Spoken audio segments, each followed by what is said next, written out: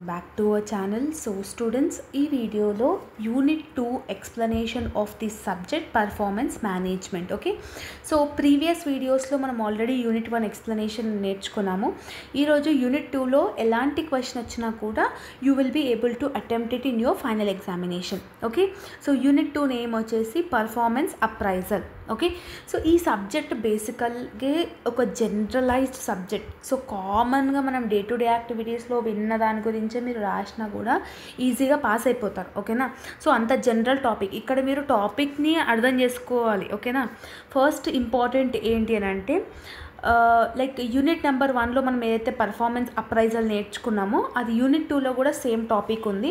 So performance appraisal అంటే ఒక employee వాళ్ళ పర్ఫార్మెన్స్ని ఏదైతే అంటే పర్ఫార్మెన్స్ చేసినప్పుడు మనం బోనస్ ఇవ్వడం కానీ, అప్రైజ్ చేయడం కానివ్వండి, ప్రమోషన్స్ ఇవ్వడం కానివ్వండి, ఈ మెథడ్స్ అవన్నీ నేను ఫస్ట్ యూనిట్లో నేర్పించాను. అదొకసారి మీరు చూడండి. అండ్ సెకండ్ ఇంపార్టెంట్ ఏముంది అంటే అసెస్మెంట్ కెరియర్ అంటే ఏంటి అని అడుగుతున్నారు. ఓకేనా, so what is mean by assessment career? Okay, so it is a process of identifying, observing and evaluating individuals' performance in simulated work related situations for the purpose of making. So ఇక్కడ ఏమని చెప్తున్నాను అంటే ఒక పనిని చేసేటప్పుడు, ఒక వర్క్ని ఒక ఎంప్లాయీ చేసినప్పుడు దాన్ని ఐడెంటిఫై చేసి, దాన్ని ఇవాల్యుయేట్ చేసి, దాన్ని అబ్జర్వ్ చేసి, ఒక పర్పస్ ఆఫ్ జడ్జిమెంట్ని ఇవ్వడం. ఓకేనా, దాన్ని మనం అసెస్మెంట్ సెంటర్ అని అంటాం. ఈ అసెస్మెంట్ సెంటర్లో ఏం చేస్తారంటే వేరియస్ టూల్స్ అండ్ టెక్నిక్స్ని యూజ్ చేసి పర్ఫార్మెన్స్ ఎంప్లాయీ ఏదైతే చేస్తున్నారో దాన్ని మెజర్ చేయడానికి ఇట్ విల్ బీ యూస్ఫుల్ అనమాట. ఓకేనా, సో దాన్ని మనం అసెస్మెంట్ సెంటర్ అంటాం. దీనికి what are the features, characteristic features ఏంటి అంటే first one individual and group assessment. అంటే ఇండివిజువల్గా కొన్ని పనులు ఇస్తారు, గ్రూప్ టీమ్ టాస్క్లు కూడా ఉంటాయి అన్నమాట. సో ఇండివిజువల్గా ఇచ్చినప్పుడు వాళ్ళ యొక్క స్కిల్స్, వాళ్ళ యొక్క ఎబిలిటీ అనేది వీళ్ళకి తెలియడం జరుగుతుంది. గ్రూప్కి ఇచ్చినప్పుడు గ్రూప్ పర్ఫార్మెన్స్ ఎలా ఉంది, కోఆర్డినేషన్ ఎలా ఉంది అనేది కూడా తెలిసి ఉంటుంది. Next one use of simulation exercises. Use of simulation exercises అంటే డిఫరెంట్ రోల్ ప్లేస్ కానివ్వండి, డిఫరెంట్ గ్రూప్ డిస్కషన్స్ కానివ్వండి, డిఫరెంట్ బిహేవియరల్ థింగ్స్ కానివ్వండి, ఇవన్నీ చేయడం జరుగుతుంది. థర్డ్ థింగ్ ఏంటి, ఫీడ్బ్యాక్. డెఫినెట్గా ఫీడ్బ్యాక్ అనేది తెలుసుకుంటారు అబౌట్ దేర్ పర్ఫార్మెన్స్. ఎంప్లాయీస్ అనేది వాళ్ళ ఫీడ్బ్యాక్ తెలుస్తుంది. అంటే ఏ రోజు ఎంత మంచిగా చేసినావు, ఏ రోజు ఏమేమి మంచి పనులు చేసినావు, మంచి పర్ఫార్మెన్స్ ఎక్కడ చేసినావు, ఎక్కడ లూప్ హోల్స్ ఉన్నాయి, వీక్నెసెస్ ఏంది, ఇవన్నీ. Next trained assessors. Trained assessors అంటే ఎవరనంటే ఎవరికైతే ఎక్కువ నాలెడ్జ్, ఎక్స్పీరియన్స్ ఉంటుందో. ఓకేనా, సో ఎంప్లాయీ పర్ఫార్మెన్స్ కోసం వాళ్ళు పనిచేసే దాంట్లో ఎవరికైతే ఎక్కువ నాలెడ్జ్ అండ్ ఎక్స్పీరియన్స్ ఉంటుందో వాళ్ళని మనం ట్రైన్డ్ యాక్సెసర్స్ అంటాం. Next one decision making. Decision మేకింగ్లో కూడా దిస్ విల్ బీ యూస్ఫుల్ అని చెప్పి మీరు రాస్తే సరిపోతుంది. ఓకేనా, నెక్స్ట్ ఇంపార్టెంట్ ఏంటి ఫ్రమ్ యూనిట్ నెంబర్ 2 అని అంటే what are the different steps involved in appraisal. ఓకేనా, అసెస్మెంట్ సెంటర్లో అప్రైజల్ చేయడానికి వాట్ ఆర్ ద ప్రాసెస్ అనమాట. సో టోటల్ 6 స్టేజెస్ ఉంటాయి, 6 స్టెప్స్ ఉంటాయి. ఫస్ట్ వన్ నీ యొక్క గోల్ ఏంటి డిఫైన్ చేసుకొని పెట్టుకోవాలి. నీ యొక్క ఐడెంటిఫికేషన్ ఏంటి అంటే ఏ బేసిస్ మీద నువ్వు ఈ పర్టికులర్ థింగ్ అనేది చేయాలనుకుంటున్నావు అనేది నీకు ఉండాలి. Next one planning physical facilities. Physical facilities అన్నీ నువ్వు ప్లాన్ చేసుకొని పెట్టుకోవాలి సెకండ్ స్టెప్లో. థర్డ్ వన్ ఏం చేయాలి, selection of appraise and techniques. అంటే ఏ టెక్నిక్ని నువ్వు యూజ్ చేస్తున్నావు, గ్రూప్ డిస్కషన్ పెట్టాలి, లేదంటే మేనేజ్మెంట్ గేమ్స్ ఏమైనా ఉన్నాయా చూసుకోవాలి. సో ఎవరైతే పార్టిసిపేట్ చేస్తున్నారో ఇవన్నీ చూసుకొని పెట్టుకోవాలి. Next training of assessors or appraisers. వాళ్ళకి ట్రైనింగ్ అనేది నువ్వు ఇవ్వాలి 4th స్టేజ్లో. 5th స్టేజ్లో ఏంది, implementing the assessment centre programme. అంటే అసెస్మెంట్ సెంటర్ ప్రోగ్రామ్ కింద సెన్స్ ఏంటంటే each appraisal is against the performance. అంటే ఒక పర్ఫార్మెన్స్ చేస్తున్నప్పుడు దాన్ని నువ్వు ఎలా మెచ్చుకుంటున్నావు, దానికి ఎలా ఇస్తున్నావు అనేసి. నెక్స్ట్ లాస్ట్ వన్ ఏంటి, ఫీడ్బ్యాక్ ఇవ్వడం. అంటే ఒక ఎంప్లాయీ వాళ్ళ వర్క్ అంతా చేస్తారు, సో దాంట్లో నువ్వు ఏమేమి మంచి పనులు చేసినావో మెచ్చుకోవాలి, ఏమేమి వీక్నెస్ చేసినావో దాన్ని నువ్వు పాయింట్అవుట్ చేసి చూపించాలన్నమాట. సో అది కూడా one of the important question from unit number 2. Next ఏంటి, psychometric test with different types of psychometric test ఒక ఆర్గనైజేషన్లో ఎలా చూస్తారు అని అంటే అవి 4 టైప్స్ లాగా డివైడ్ చేసి పెట్టినారనమాట. ఫస్ట్ వన్ ఏంటి, జీనియస్ టెస్ట్. ఈ జీనియస్ టెస్ట్లో స్కిల్ టెస్ట్ ఉంటుంది, ఇంటెలెక్చువల్ టెస్ట్ ఉంటుంది, మెకానికల్ టెస్ట్ ఉంటుంది. అంటే ఇప్పుడు మనం ఒక ఆర్గనైజేషన్లో ఇంటర్వ్యూకి ఇచ్చినప్పుడు వాళ్ళకి మన దగ్గర ఏం స్కిల్స్ని ఒక టెస్ట్ పెట్టి చూస్తారు, తర్వాత ఇంటెలిజెన్స్ టెస్ట్ పెట్టి చూస్తారు, ఇట్లా డిఫరెంట్ ఉంటాయి కదా, దాన్ని జీనియస్ టెస్ట్ అంటాం. నెక్స్ట్ అటైన్మెంట్స్ టెస్ట్ అంటే job sample test, awareness test అని అంటారు. అంటే జాబ్లో జాయిన్ అవ్వకముందు దాని యొక్క వర్క్ కానీ, దాని యొక్క ఐడెంటిటీ కానీ, దాని మీద అవేర్నెస్ కానీ, దాని మీద కూడా స్కిల్స్ అనేది ఇస్తారు. నెక్స్ట్ ఇంట్రెస్ట్ టెస్ట్ ఇస్తారు. అంటే ఒక సిచ్యువేషన్ ఇస్తే దాన్ని నువ్వు అగ్రీ అవుతున్నావా, డిసగ్రీ అవుతున్నావా, సో దట్ వాళ్ళ మెంటల్ ఎబిలిటీ అనేది మనకు తెలుస్తుంది, వాళ్ళు ఎలా ఆలోచిస్తున్నారు అనేది తెలుస్తుంది. And last one characteristic test అంటే ఫీచర్ ప్రిడిక్టబిలిటీ. అంటే ఒకవేళ నీకు ఈ సిచ్యువేషన్ ఇస్తే దాన్ని ప్రిడిక్ట్ చెయ్యి ఎంత సేల్స్ అయితే అనేసి. నెక్స్ట్ బయానెస్ అంటే ఏంటి అంటే ఇప్పుడు ఒక ఎంప్లాయీ ఉన్నారు, వాళ్ళు నీ ఫ్రెండే, వెదర్ వాళ్ళు తప్పు చేస్తే నువ్వు 6 ఇస్తావా లేదా అని చెప్పేసి ఇలాంటి టెస్ట్లు అడుగుతాడు. ఎస్, సో ఇవన్నీ డిఫరెంట్ కైండ్స్ ఆఫ్ టెస్ట్ అనమాట ఒక ఆర్గనైజేషన్లో చూడడం జరుగుతుంది. ఓకేనా, సో దాని గురించి మళ్ళీ 2 లైన్స్ రాస్తే సరిపోతుంది. ఒక 2 లైన్స్ రాస్తే సరిపోతుంది, ఫ్రంట్ అండ్ బ్యాక్. ఒక 2 sides is more than enough. ఎందుకనంటే ఒక ఆన్సర్ మీకు 8 మార్క్సే కాబట్టి. Next 360 appraisal. ఇది one of the most important topic అనమాట. ఈ 360 అప్రైజల్ అంటే ఏంటి అనేది అడుగుతాడు. సో ఇక్కడ హేరీ అండ్ నూన్ ఏమని అంటున్నాడు అంటే అకార్డింగ్ టు దెమ్ ఇది ఒక సెల్ఫ్ అప్రైజల్ అనమాట. ఓకేనా, సో 360 వాళ్ళ యొక్క మేనేజర్ ఎవరైతే ఉన్నారో వాళ్ళ ఎంప్లాయీకి అప్రైజ్ చేయడం. ఓకేనా, పర్ఫార్మెన్స్ని మేనేజ్ చేసుకుంటూ చెప్పడం. ఓకేనా, so appraisal in the sense మెచ్చుకోవడం అనమాట. అది మెచ్చుకోవడం ఇన్ ద సెన్స్ ఏదైనా అవ్వచ్చు, రివార్డ్ ఇవ్వడం అవ్వచ్చు, ప్రమోషన్స్ ఇవ్వడం అనవచ్చు, ఏదైనా అవ్వచ్చు. ఓకేనా, so a self evaluation process where by employees assess their own performance అని అంటున్నాడు. ఓకేనా, సో దాన్ని మనం 360 అప్రైజల్ అని అంటాం.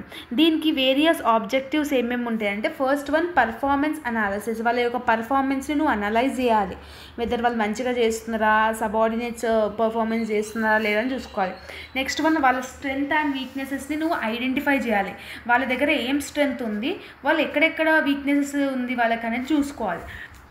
Next annual review system. ఒక ఎంప్లాయీ త్రూ అవుట్ ద ఇయర్లో వాళ్ళు ఏమేమి చేసినారు అనేది యాన్యువల్ రివ్యూ సిస్టమ్ అనేది కంపల్సరీగా ఒక మేనేజర్ అనేటోడు చూసుకోవాలి. నెక్స్ట్ సెల్ఫ్ డెవలప్మెంట్ని ఎంకరేజ్ చేయాలంటే వాళ్ళ యొక్క సెల్ఫ్ డెవలప్మెంట్ ఏదంటే కోఆర్డినేషన్ కానివ్వండి, కోఆపరేషన్ కానివ్వండి, ఇవన్నీ చూసుకుంటూ ఉండాలి. Next one employee engagement is also increasing. అంటేనే వాళ్ళకి మోటివేషన్ ఇవ్వడం కానివ్వండి, వాళ్ళకి ఒక జాబ్ టు సాటిస్ఫాక్షన్ వచ్చేటట్టుగా ఉండాలి. వాళ్ళతో ఎంత వర్క్ చేసినా కూడా వాళ్ళకి మనం శాలరీ మంచిగా ఇవ్వకపోతే వాళ్ళు ఏం చేస్తారు, చేయరు కదా, అంటే ఎంత చేసినా వీళ్ళు ఇంత ఇస్తారని చెప్పి ఊగుంటారు కదా. సో అట్లా. నెక్స్ట్ ఈ 360 అప్రైజల్ మెథడ్లో మీకు ఈ ఫ్లో చార్ట్ అనేది ఉంది. ఓకేనా, ఈ ఫ్లో చార్ట్ మీరు కంపల్సరీగా వేయండి. ఒక ఇండివిజువల్ పర్ఫార్మెన్స్ ఫీడ్బ్యాక్ తీసుకోవాలంటే వాళ్ళ యొక్క సుపీరియర్స్, వాళ్ళ యొక్క సబార్డినేట్స్, ఎస్ కస్టమర్స్, అప్రైజల్, ఇంకా పీర్స్, ఇట్లా ఈ 5 కేటగిరీస్ అనేది అందులో ఇన్వాల్వ్ అయి ఉంటుంది. ఓకేనా, దాన్ని మనం 360 అప్రైజల్ అంటాం. ఒక సర్క్యులర్ మోషన్లో ఎవ్రీథింగ్ ఇన్వాల్వ్స్ ఇన్ దాట్ అన్నట్టు ఉంటుంది అనమాట. సో దాని గురించి మీరు ఈజీగా రాస్తూ ఉండండి. సో మోస్ట్లీ యూనిట్ నెంబర్ 2 నుంచి 360 అప్రైజల్ లైక్ వచ్చే ఛాన్స్ అయితే ఉంది ఈ ఇయర్. నెక్స్ట్ వన్ ఏంటి అని అంటే క్రిటికల్ ఇన్సిడెంట్ వర్క్షీట్. ఈ క్రిటికల్ ఇన్సిడెంట్ వర్క్షీట్ అంటే ఏంటంటే ఇది ఒక మోస్ట్ ఎఫెక్టివ్ టెక్నిక్ అనమాట. ఇది ఏం చేస్తుందంటే ఎంప్లాయీ యొక్క పర్ఫార్మెన్స్ని అసెస్ చేయడానికే ఇది one of the most important technique where every organisation will be using. ఓకేనా, సో ఈ పర్టికులర్ థింగ్లో ఏమవుతుందని అంటే it will be gather the information. అంటే ట్రైనింగ్ ఇవ్వడానికి ఏదైతే ఇన్ఫర్మేషన్ కావాలో ఆ ఇన్ఫర్మేషన్ని మొత్తం గ్యాదర్ చేస్తుంది.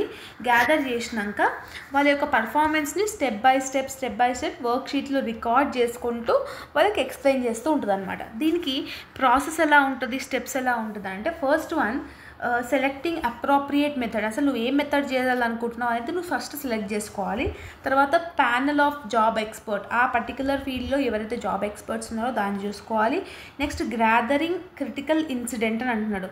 ఏదైతే క్రిటికల్ ఇన్సిడెంట్ ఉందో ఆ పర్టికులర్ ఇన్ఫర్మేషన్ అంతా నువ్వు గ్యాదర్ చేయాలి అండ్ దాన్ని డివైడ్ చేసి రేటింగ్ కూడా ఇవ్వాలి 4th స్టెప్లో. అండ్ ద లాస్ట్ స్టెప్లో డబల్ చెక్ చేసుకోవాలి whatever the things you have done, whether you have done in a correct way or not అని చెప్పేసి నువ్వు చూసుకోవాలి. So critical incident report form అనేది ఇలా ఉంటుంది, మీకు స్క్రీన్ మీద డిస్ప్లే అవుతుంది కదా. సో మీకు అలా కనిపిస్తుంది. మీరు ఇవేమి డయాగ్రామ్ డ్రా చేయాల్సిన అయితే అవసరం అయితే లేదు, ఓకేనా. సో అదొకటి చూసుకోండి. నెక్స్ట్ ఇంపార్టెంట్ ఏంటంటే 360 degrees పర్ఫార్మెన్స్ అప్రైజల్, మళ్ళీ అసెస్మెంట్ సెంటర్ ఒకటి. ఓకే, ఇవి 2 క్వశ్చన్స్. అప్రైజల్ గురించి డెఫినెట్గా there will be a question, ఓకేనా. సో అందులో డౌటే లేదు. సో దాని గురించి మీరు రాసి సరిపోతుంది, ఓకేనా.